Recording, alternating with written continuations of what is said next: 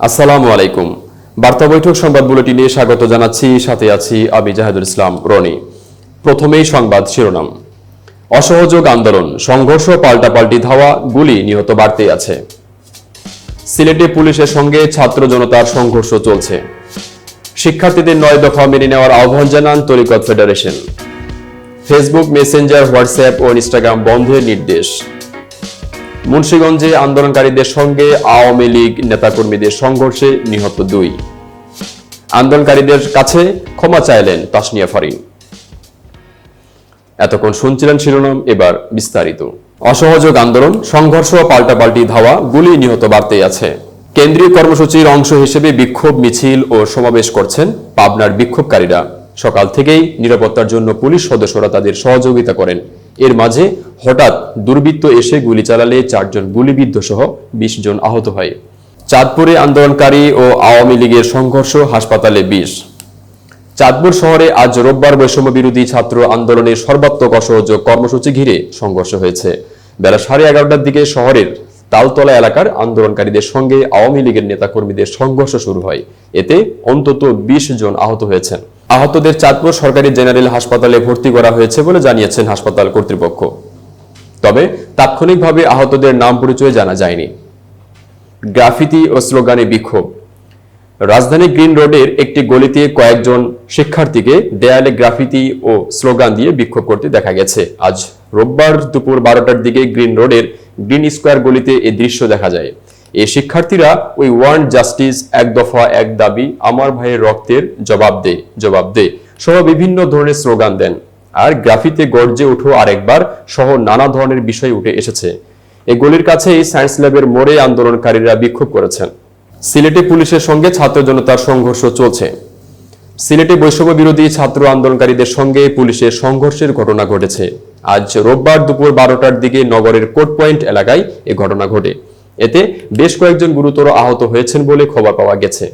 তবে তাৎক্ষণিকভাবে কারো নাম পরিচয় জানা যায়নি। একাধিক প্রত্যক্ষদর্শী জানান, পূর্ব ঘোষিত কর্মসূচি অনুযায়ী বেলা 11টার পর থেকে শিক্ষার্থী ও স্থানীয় লোকজন নগরের কোর্ট পয়েন্টে জড়ো হতে শুরু করেন।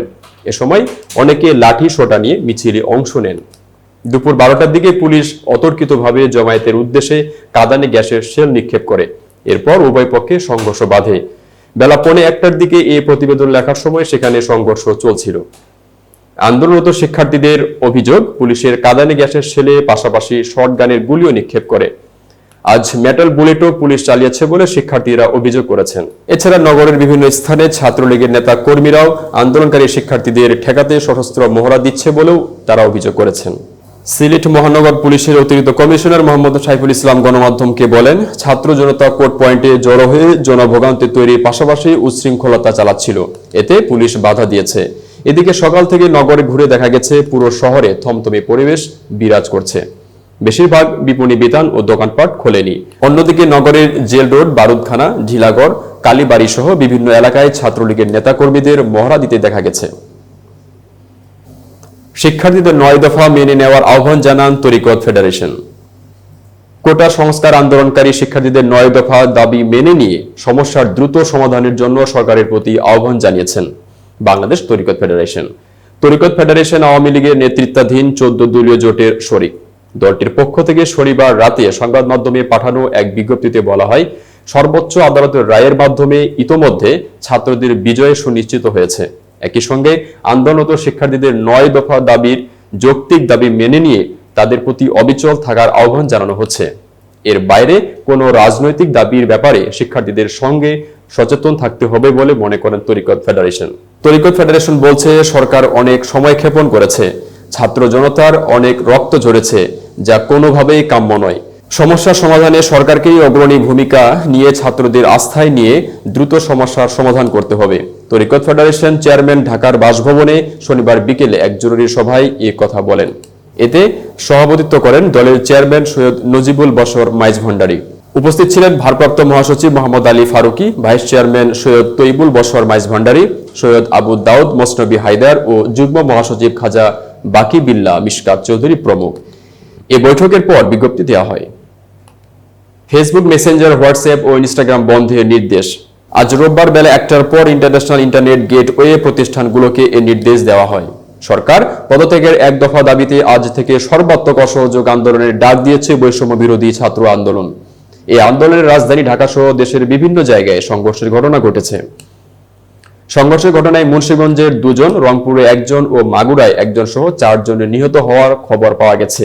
এই পরিস্থিতি আজ বেলা 12টার দিকে মোবাইল অপারেটরদের 4G ইন্টারনেট সেবা বন্ধের নির্দেশ দেওয়া হয়। 4G বন্ধ থাকলে মোবাইল ইন্টারনেট ব্যবহার করা যায় না, তখন শুধু 2G'র মাধ্যমে কথা বলা যায়। দেশে মোবাইল ইন্টারনেট ব্যবহারকারী 12 কোটিরও বেশি। ঘণ্টাখানেক পর বেলা 1টার দিকে আইআইজি প্রতিষ্ঠানগুলোকে মোটর ক্যাশ সার্ভার বন্ধের জন্য মৌখিকভাবে নির্দেশ দেওয়া হয়। কোটা সংস্কার আন্দোলনকে কেন্দ্র করে সংঘর্ষ সংঘাতের জেরে গত 17 জুলাই রাত থেকে মোবাইল ইন্টারনেট ও 18 জুলাই রাতে ব্রডব্যান্ড ইন্টারনেট বন্ধ করে দেওয়া হয়েছিল। 5 দিন পর গত 23 জুলাই ব্রডব্যান্ড ইন্টারনেট সংযোগের গতি সীমিত পরিসরে ফেরে।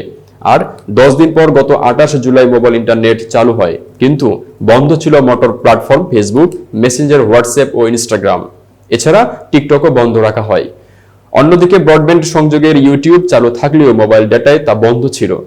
গত 31 জুলাই বেলা 2টার পর থেকে বাংলাদেশে ফেসবুক সহ সামাজিক যোগাযোগ মাধ্যমগুলো চালু করা হয়। তবে গত শুক্রবার বেলা 12টার পর মোবাইল নেটওয়ার্কের মেটার প্ল্যাটফর্মগুলো ক্যাশ বন্ধ করা হয়। পাশাপাশি এই নেটওয়ার্কে টেলিগ্রামও বন্ধ করা হয়। সেদিন 5.5 ঘন্টার পর আবার তা চালু করা হয়েছিল। মুন্সিগঞ্জে আন্দোলনকারীদের সঙ্গে আওয়ামী লীগ নেতাকর্মীদের সংঘর্ষে নিহত 2। এক দফা এক দাবিতে মুন্সিগঞ্জের বৈষম্য বিরোধী ছাত্র আন্দোলনের কর্মসূচি চলাকালে শিক্ষার্থীদের সঙ্গে আওয়ামী লীগ, ছাত্রলীগ, যুবলীগ নেতা সহ নেতাকর্মীদের সংঘর্ষ হয়েছে। এতে 2 জন গুলিবিদ্ধ হয়ে ঘটনাস্থলে মারা গেছেন। আহত হয়েছেন অর্ধশতাধিক।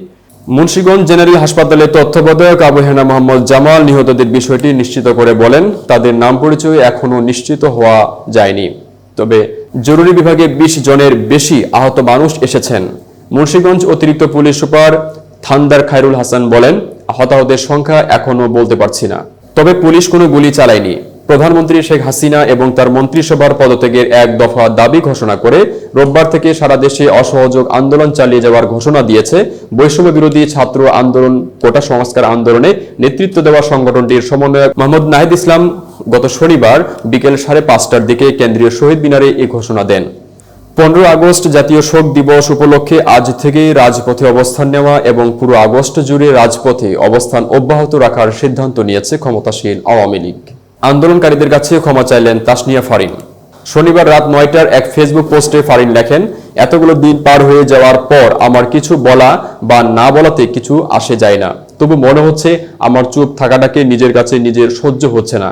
তিনি আরো লেখেন, আমি আমার নিজের নিরাপত্তার কথা চিন্তা করে নীরব ছিলাম, সাহসের অভাবে নীরব ছিলাম, নিজের স্বার্থের চেয়ে দেশের স্বার্থকে বড় করে দেখতে পারিনি। এ ব্যর্থতার দায় সম্পূর্ণ আমার। গা বাঁচিয়ে একটা দায় সারা বক্তব্য প্রদান করার চেয়ে আমার নীরব থাকাকে শ্রেয় মনে হয়েছে। আজকে যখন হাজার হাজার মানুষ নিজের নিরাপত্তার কথা চিন্তা না করে শহীদ মিনারে জড়ো হলো ভবিষ্যতে নিরাপত্তা নিশ্চিত করার তাগিদে, তখন নিজের বাসায় বসে নিজের নিরাপত্তার কথা ভাবাটাই হাস্যকর। কারো কোনো সাহায্য সহযোগিতা ছাড়া আপনারা সাধারণ মানুষ যারা এত সুন্দর করে দেশ সংস্কারে কাজ করে যাচ্ছেন, তারা আসলেই সেলিব্রিটি। আমার মতো স্বার্থপর মানুষদের অনেক কিছু শেখার আছে আপনাদের থেকে।